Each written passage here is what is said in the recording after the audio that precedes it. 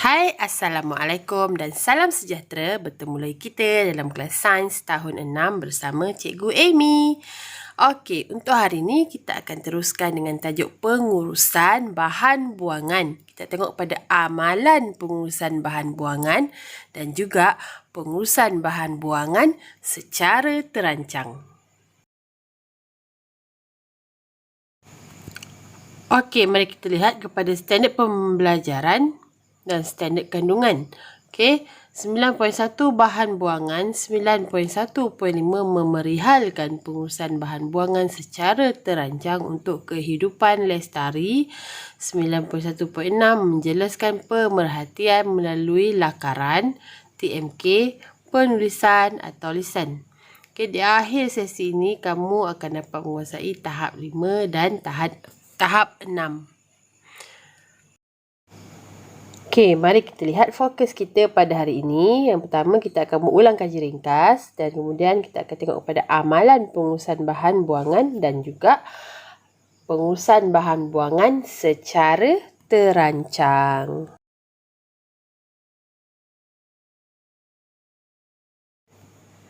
Okey, mari kita ulang kaji tajuk sebelum ni. Okey, sebelum ni kita dah belajar bahan buangan. Ada 7 jenis dan terbahagi kepada 2 kumpulan iaitu bahan buangan terbiodegradasi. Okey, bahan buangan terbiodegradasi ni maksudnya ialah bahan buangan yang boleh direputkan oleh mikroorganisma. Boleh reput maksudnya lama-lama nanti dia hancurlah. Okey. Bahan buangan tidak terbiodegradasikan pula bahan buangan. Kalau tadi boleh reput, yang ini tidak boleh direputkan. Okey, bahan buangan yang tidak boleh direputkan oleh mikroorganisma.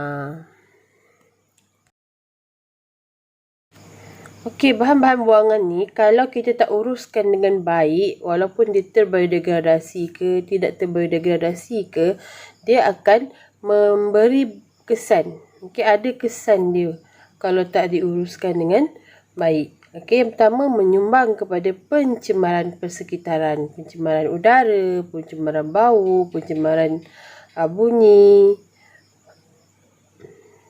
Okey, lepas tu selain daripada mengundang kepada pencemaran, yang kedua menyebabkan terjadinya bencana alam. Contohnya banjir kilat, tanah runtuh. Okey, itu ialah bencana alam. Yang ketiga, kesan bahan buangan tak diurus dengan baik ialah memberi kesan kepada kesihatan kita. Okey, bila dia terlampau kotor, dia akan menjemput pelbagai haiwan-haiwan vektor yang boleh memberi kita penyakit. Jadi bagaimana kita nak uruskan bahan buangan ni? Okey, pernah tak kamu dengar tentang kehidupan lestari? Kehidupan lestari. Pernah dengar tak? Perkataan kehidupan lestari. Okey, kehidupan lestari adalah amalan yang mengurangkan impak iaitu kesan kepada alam sekitar agar keindahan alam dapat dinikmati oleh generasi akan datang. Okey, kamu sebagai murid, apakah peranan kamu dalam menguruskan bahan buangan dengan cara terancang? Macam mana kamu nak menguruskan bahan buangan dekat rumah kamu? Bahan buangan dekat rumah domestik nama dia perlu diuruskan dengan terancang. Okey, tanggungjawab kamu menguruskan bahan buangan dekat rumah kamu. Terutamanya bahan buangan yang tidak terbiodegradasikan. Okey, macam mana kamu nak uruskan? Kita boleh gunakan konsep 3R. Mari kita lihat satu persatu. Okey, contoh yang pertama, bahan buangan hendaklah dibungkus dan diikat dengan kemas. Okey, bila kamu buang sampah, bila kita buang sampah, kita hendaklah masukkan bahan buangan dalam plastik dan ikat dengan kemas supaya dalam proses pemindahan bahan buangan tidak akan hancur dan terkeluar. Okey, contohnya bila kita dah ikatkan kemas, bahan buangan tu akan kekal dalam plastik. Okey, yang kedua, kita perlulah memasukkan bahan buangan mengikut jenis. Okey, maksudnya kita tahu ikat-ikat tadi bila kita buang mengikut jenisnya. Kaca dengan kaca, logam dengan logam, kertas dengan kertas, plastik dengan plastik. Okey, jangan campurkan pula. Okey, kalau plastik campur dengan kertas, dia dah jenis yang berbeza dah, tak boleh dah nanti.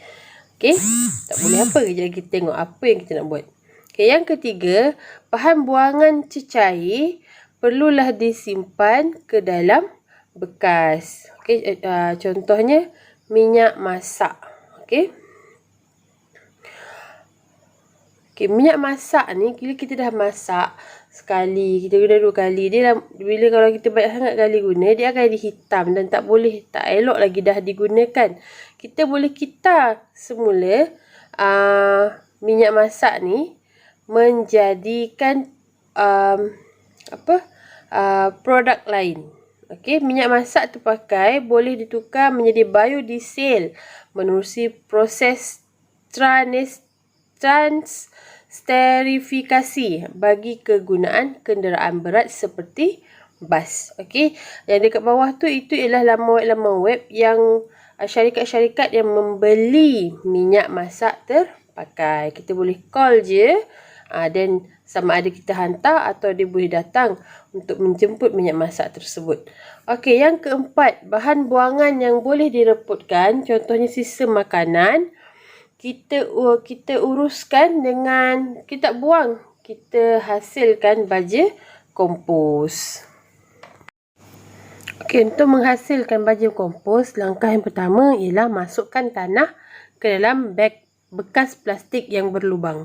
Kemudian masukkan sisa makanan yang kamu tak habis, masuk dalam gaul, kemudian siram dengan air dan biarkan selama 4 hingga 5 minggu. Setiap minggu gaul tanah dan siram dengan air bagi mengekalkan kelembapan tanah. Selepas 4 hingga 5 minggu, sisa makanan telah mereput dan menjadi baja kompos. Okey, kalau kamu hasilkan baja kompos nanti, simpan di luar rumah untuk mengelakkan bau busuk semasa proses mengompos. Okey, makanan ini direputkan oleh mikroorganisma. Jadi dalam proses pereputan tu dia akan menghasilkan bau. Jadi letak kat luar rumah.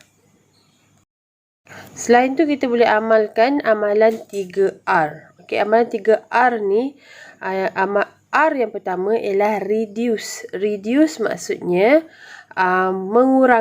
kurangkan bahan buangan seperti beg plastik. Okey, kita kurangkan penggunaan beg plastik. Okey, jadi kalau kita pergi kedai, kita bawa beg plastik yang boleh diguna semula atau gunakan beg terbiodegradasi kan, seperti beg kertas. Okey, kalau sekarang kita tengok banyak dah beg plastik yang menggunakan bahan terbiodegradasi kan. Itu adalah satu usaha yang bagus. Okey, kemudian kita tengok R yang kedua. R yang kedua ialah reuse. Reuse maksudnya guna semula. Gunakan semula atau pelbagaikan kegunaan bahan buangan. Contohnya bekas sabun, bekas susu kita jadikan pasu. Bekas tin kita jadikan bekas pensel. Ini jadikan tapak semayan. Bekas telur jadikan tapak semayan. Okey, tin jadikan pasu. Okey, bekas botol mineral kita jadikan pasu, tempat untuk tanam sayur.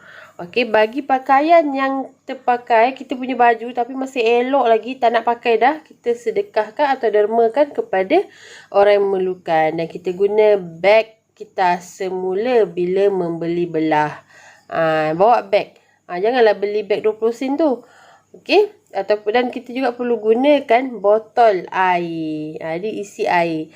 Okey, R yang ketiga ialah recycle.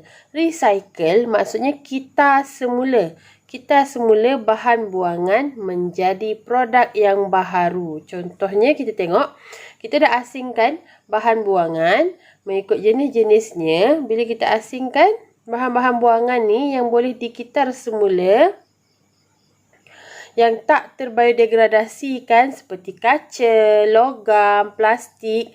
Okey, bahan-bahan ni boleh dikitar semula. Okey, kitar semula maksudnya bahan tu akan dihancurkan balik dan diproses menjadi bahan yang baharu. Okey, itu amalan-amalan yang kita boleh buat untuk menguruskan bahan buangan domestik yang ada di rumah kita. Bagaimana pula bahan buangan di kawasan bandar? Kalau di kawasan bandar, bahan buangan domestik ni diuruskan oleh majlis atau pihak berkuasa tempatan. Okey, di kawasan bandar, lori sampah akan mengutip sampah yang kita letakkan dekat dalam baku sampah di depan rumah. Bahan buangan akan dikutip dan dihantar ke pusat pengumpulan sampah.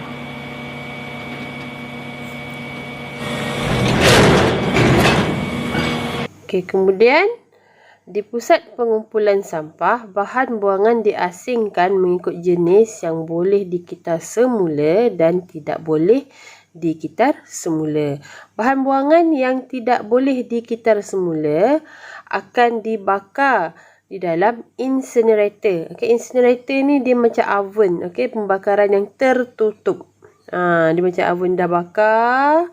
Okey, sisa daripada incinerator tu akan dihantar, sisa ni akan dihantar ke pusat pelupusan sampah, tapak pelupusan sampah untuk dilupuskan. Okey.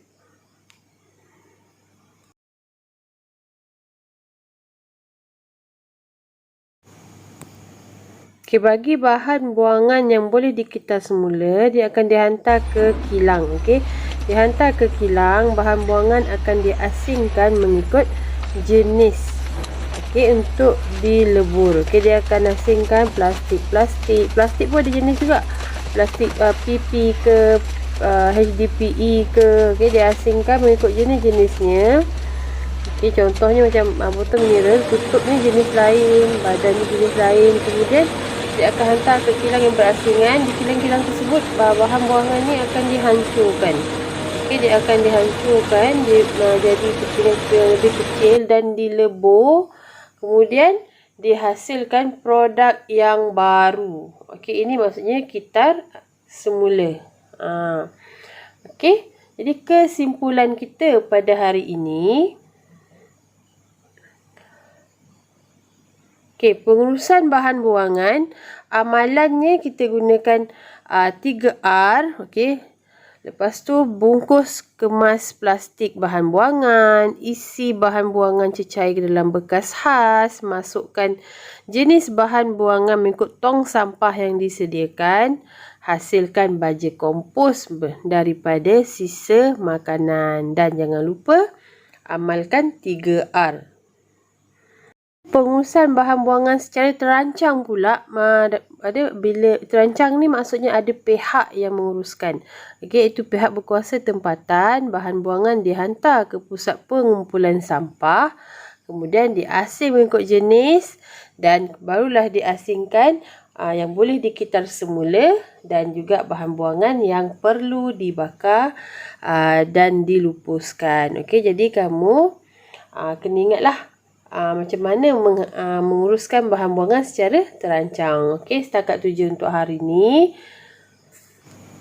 Okey, sebarang cadangan dan pandangan bolehlah diletakkan di bahagian komen. Okey, terima kasih. Jumpa lagi. Bye.